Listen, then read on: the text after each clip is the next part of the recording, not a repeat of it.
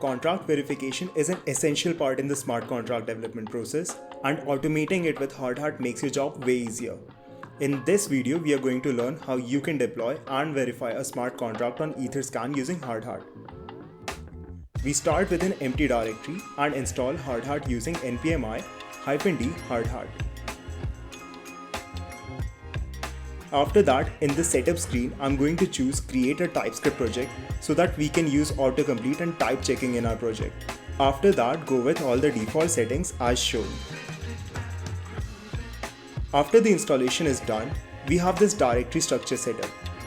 Here in contracts, we get a default contract. Let's delete this and write a new contract. Let's call it storage and have it store and retrieve a number. We first create a uint variable number and setter and getter functions.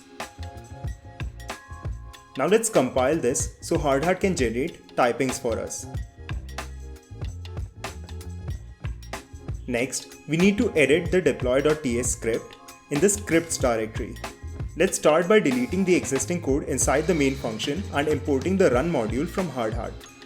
Next, we are going to retrieve the contract factory and store it, and then deploy our contract using the deploy method.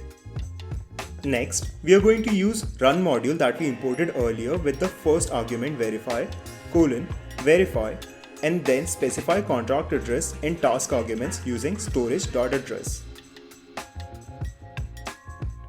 To deploy the contract on a live network and to verify it using Etherscan, we first need a private key of an account with some Goerli ETH and an API key from Etherscan.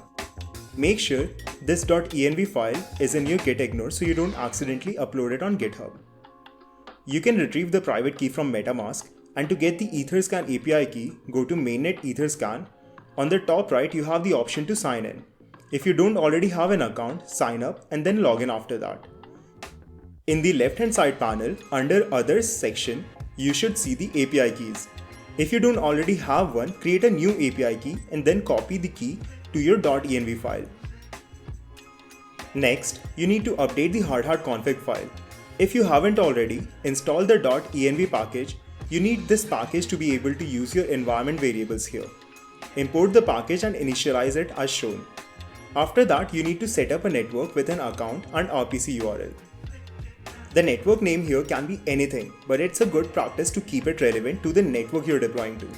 Next, we have to define the Etherscan API key.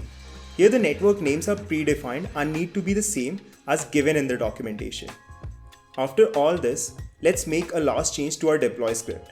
Let's ensure that we wait long enough after deployment so that Etherscan's backend can sync with the chain. Otherwise, it won't find any bytecode at the given address and the verification would fail. For this, we use deploy transaction.wait method and we wait 5 block confirmations. That should be enough for Goerli, but it may vary on other networks. Next, let's also console log the contract address. Now we can run the script using npx hardhat followed by the path to the script, _network followed by the name of the network. Our contract is deployed and now we wait for it to be verified. Remember, we need to wait 5 block confirmations here. Our contract is now verified and we can check it on Etherscan by going to the given link here. If we want to add constructor arguments to the contract, that's pretty simple too. First, let's add a constructor to our storage contract and set an initial value for the number. Now in the deploy script, we can pass a number as the parameter in the deploy method. It shows an error because new typings haven't been generated. We just need to compile again to fix that.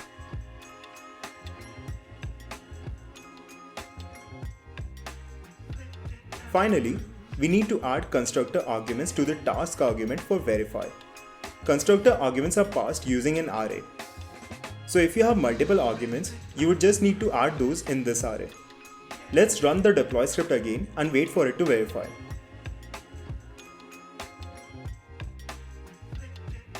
We can now check the contract on Etherscan, and as expected, our number now has an initial value. That's all for this video. If you have any questions, let us know in the comments. Consider subscribing and we'll see you next time.